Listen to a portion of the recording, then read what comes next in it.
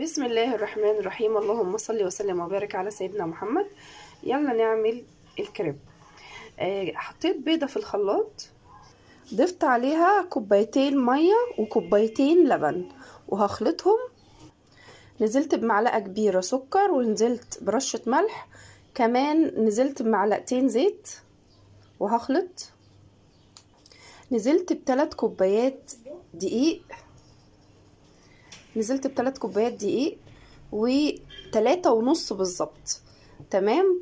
وهخلط.